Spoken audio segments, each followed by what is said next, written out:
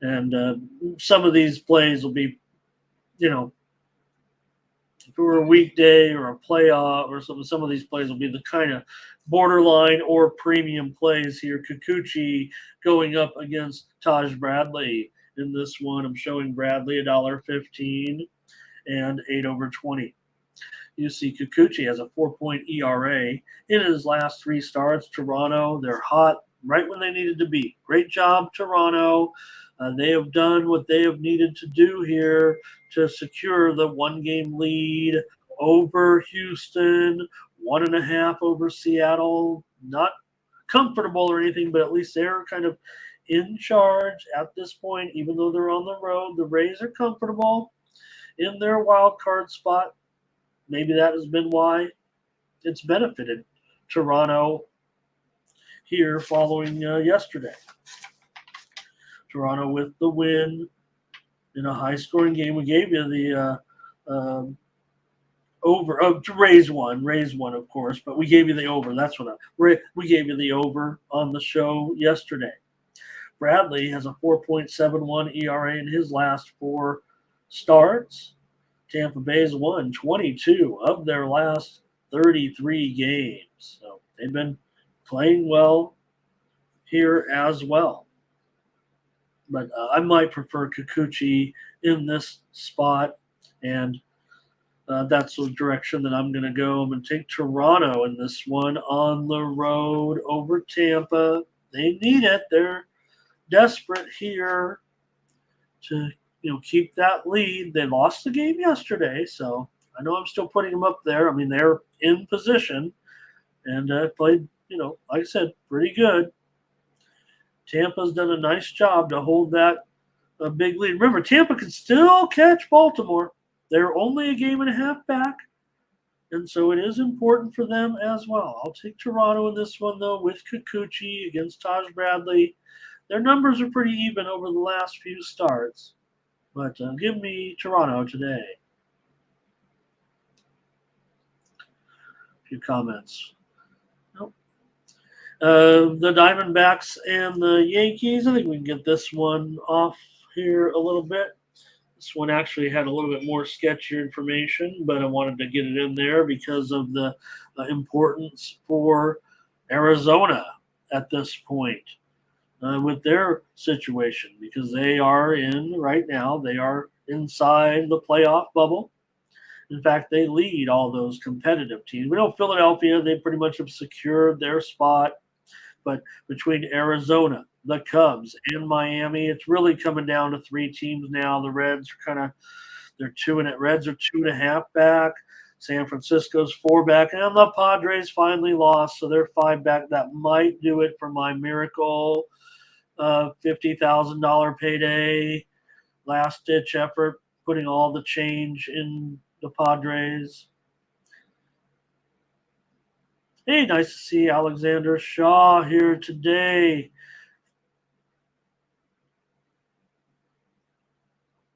And Darren here looks like he's going to be on the Diamondbacks in this one with Zach Gallen. Gallen has a 5.92 ERA in his last 4 starts, but Carlos Rodon a 6.6 ERA in his last 3 starts. Arizona's played just terrific, actually, down the stretch. We know the game rained out yesterday. These teams will not play a doubleheader today, actually. They're going to play tomorrow that makeup game. So don't have to worry about the twin bill here. Hey, Perky, I'd appreciate if you stop the potty humor, though, really. It's, I don't want to ban you, but it's really, nobody's interested. And it's really, you give great stay on the sports. All right. I'm going to take the Diamondbacks there in this one if Darren does it. But let's keep it rolling here. Brewers here going up against the Marlins in this one with Freddie Peralta, $1.25 favorite. Total 7/20.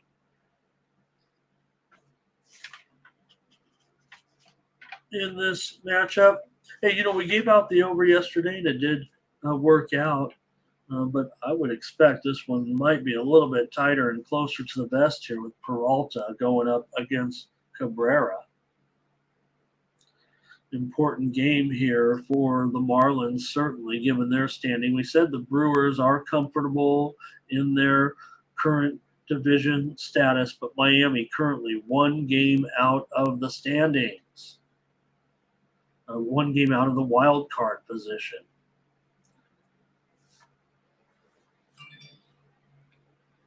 Milwaukee comes in here. Let's see. Pardon me here, bringing this game up.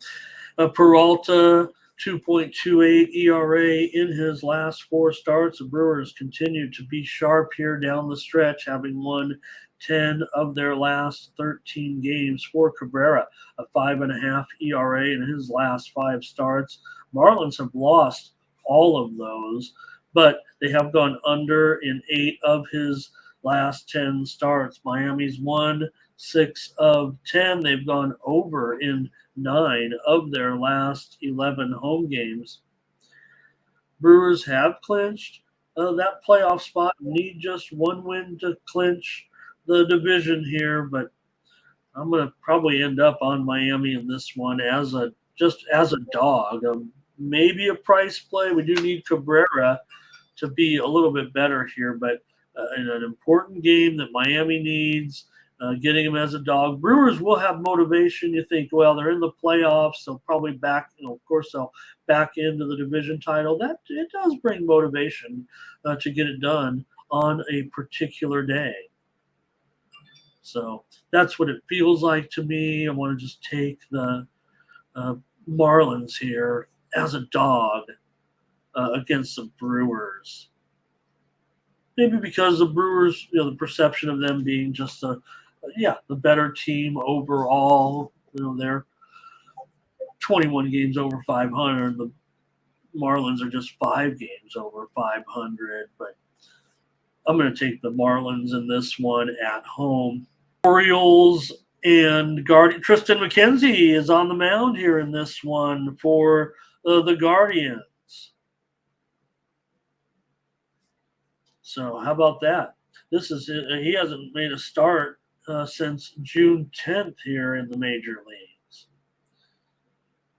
So, and he's a pick'em here today. I'm showing the Orioles are moving to a slight favorite. The total has dipped here to 7.5 under 13. 7.5 under 15. Wow. I'm going over in this. I'm going over, and I'm ready to pretty much just move on. There's a premium, I would think, here on this one with the Orioles and Guardians. Okay, maybe I get it. Gibson has a 3.71 ERA in his last 3 starts. He's been okay. Baltimore's gone over in 20 of their last 31. And Gibson's gone over in 6 of his last 8. Even the Guardians have been going over of late. So I'm going over in this game with the Orioles and the Guardians. Orioles are, and like I said, they're involved ahead of the Rays, battling for that division title. And I'm going to take them here. We'll see. McKenzie, back here late in the season. Guardians are out of it, so getting the work in here for Tristan McKenzie. But Baltimore still certainly kind of needs it. Cleveland's lost 4 of their last 6. So McKenzie comes back here in this one off the injured list, and we'll just see where he stands. But that was quite a long time to miss. A guy that certainly the Guardians were expecting to be a part of the rotation all season, but didn't quite work out for McKenzie. And it was some plays from our crew, from the Baltimore crew. Darren says Baltimore and over. And Ray says go over as well. I can't disagree here. I think necessarily. I'm going over. As my play, reported steam did come in on the under. Just got to make that, they hit this one under. So maybe, maybe McKenzie comes back, whatever, but I'm going to take the over. Rockies and Cubs. Big mismatch here. It's gone down to 230. Total is 9 over. Let me fix the total. That total's just wrong. It's 9 over 15. It might be too high, actually. Let me take a look at the weather at least. Unless you guys can just help me out with that.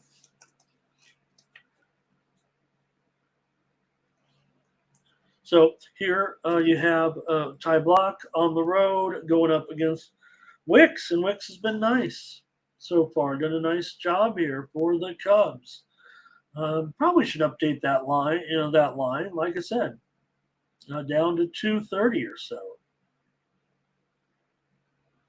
If you think about these big lines, but that is a discount off of what the line was. Wicks has a 2.67 ERA in his last 5 starts. Cubs have lost 7 of their last 10 games. The Rockies, though, have lost 6 straight. Gave out the Cubs yesterday on the run line on the show.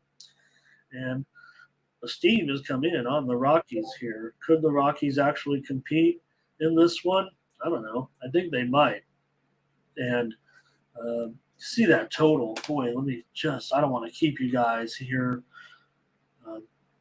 They already tell me to, shorten these shows. That's what's gotten me into trouble here, but just can't help myself. I just got to know the weather, and I got to pass it along to you guys.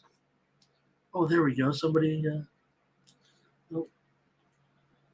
But the fact, to me, I'm not sure that the weather is what's shifted the line here from 8 to 9. It might be the expected poor pitching. But it does feel like maybe, just maybe, there's a little bit of, I'm going to guess without looking here, 5 to 10 miles. I'm going to guess 5 to 8 miles an hour wind blowing out. And the weather is.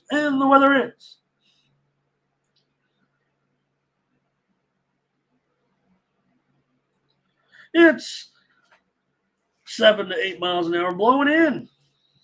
So, all right. Maybe they have gotten the total here wrong as far as my numbers are concerned. I'm going to take the under. I'm going to say that maybe I'm going to stick with my number here if the wind's blowing in because, maybe what you saw was my number on the screen because there was no total out there. So I'll take the under here as my play all of a sudden. I was maybe going to give out the Rockies if it was 260, but now at 230, I'm just going to switch and go with the under here in this one with the Cubs and the Rockies. Colorado's gone under in 8 of their last 12 games. Here's the big game of the day between the Mariners and the Rangers. We talked about who would survive this series between the Mariners and the Rangers. Right now, the Mariners are half a game back in the standings currently. Remember, the Rangers have moved into first place, and Houston right now is actually the team that's kind of on the playoff bubble. Texas has won 4 straight games now, doing a great job here down the stretch.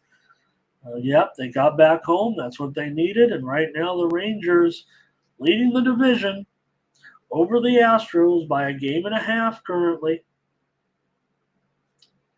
So maybe the Rangers actually do deserve it after all is said and done. They have Nathan Eovaldi here at 4.22 ERA in his last 3 starts.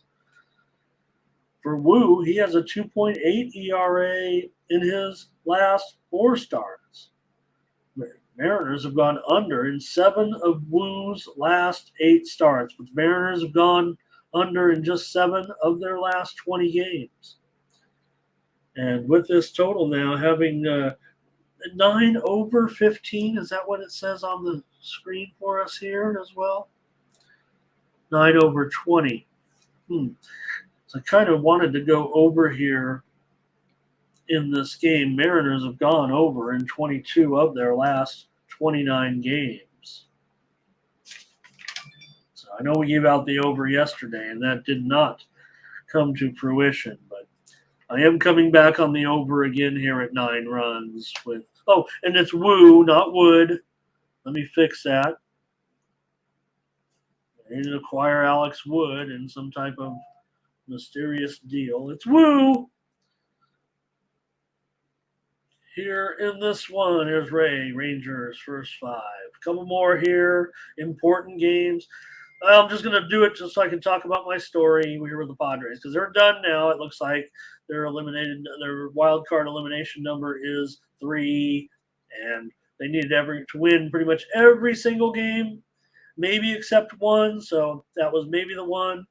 They are still a big $2 favorite here. That's not probably something that I probably can't get behind. I probably would prefer just to take the Cardinals here.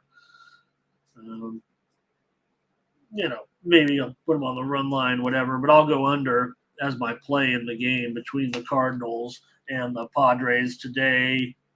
Padres couldn't get the offense going yesterday after they had kind of been smashing, but they went up yesterday against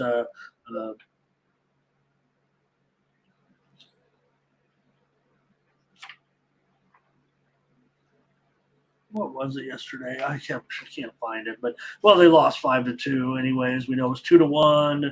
Cardinals got some more runs late, pulled away from the Padres there in this one. They have Drew Rom going here in this one up against Michael Wacha. We know that Wacha has done a pretty nice job for the Padres. A lot of making fun of Michael Wacha, but he struggled of late, but did have an okay season, I think, for considering what the expectations were. He's going up against his old team here in this one. Padres have won 8 of 10. Cardinals have gone over in 3 straight. Padres have gone over in 7 of Wacha's last 9 starts. And the Padres also have gone over in 16 of their last 26. But I'm going under here in this one with these 2 teams. Padres are 6-1 with Wacha starting in his last 7 games at home. I expect a strong start from him here. Rom has a 6.4 ERA in his last 4 starts. Probably interested in the Cardinals plus the run and a half. But my play on the show here is going to be the under in the Cardinals and the Padres. It's all over, I guess, for the Padres. Jimmy's on him, though. Darren's on him.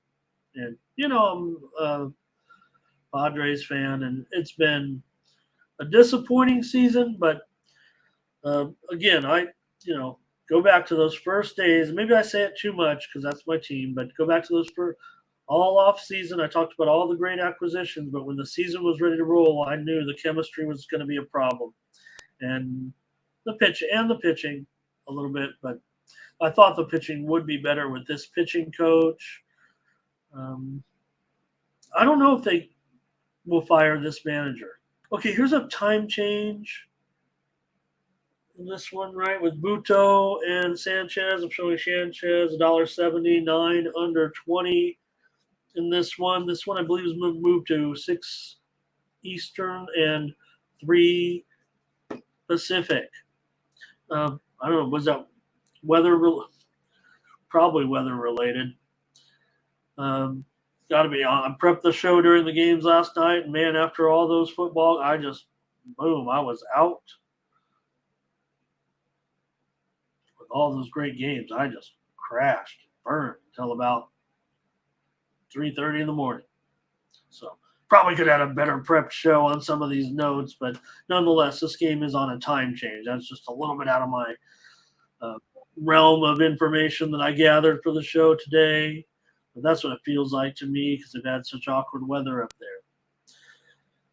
And in this one with the Phillies and the Mets, at 9 under 20. I'm probably going to be on the over here with these 2 pitchers going.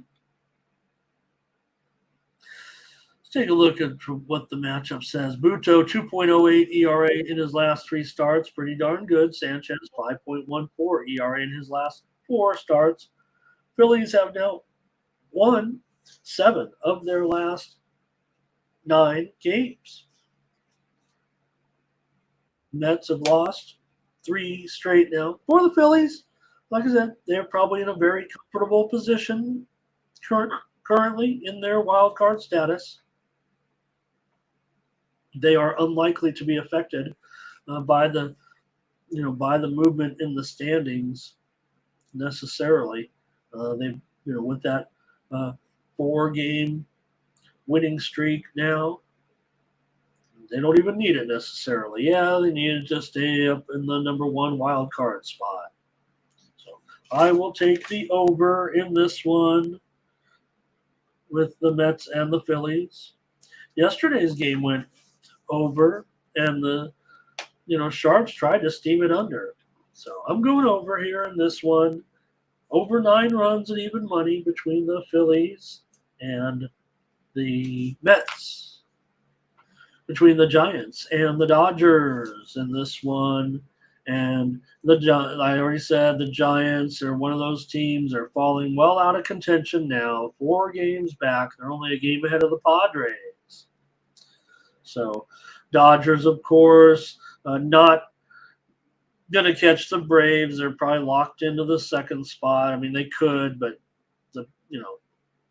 Dodgers have to stay hot. Braves would have to tank. I imagine they'll just end up in this position. Yeah, Walker here for the Giants, an opener. Giants have lost 8 of 10. Dodgers have won 8 of 10. And the total here has moved down from that 10. It's now 9. What are they thinking? I don't know. Is it really going to be an under here with these two, with this situation? I don't know. That's a pretty big move. I saw 10s out there. Did anybody see 10s early on? I thought I saw 10. I mean, I saw the steam move to 9.5, but did it really go down to 9 at some spots? Forget about it. I'm on the over in this one. Okay, it's the Giants and the Dodgers. It's Sunday Night Baseball. It went under yesterday. I'm going over. The Dodgers have gone over in 18 of their last 29. Lynn's gone over in 7 of his last 9 starts, and the Giants have gone over in 10 of their last 14.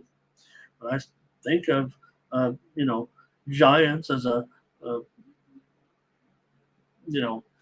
big underdog, I don't necessarily think of them putting up, holding the Dodgers back necessarily. Remember, Dodgers is a favorite. They're real solid as an over.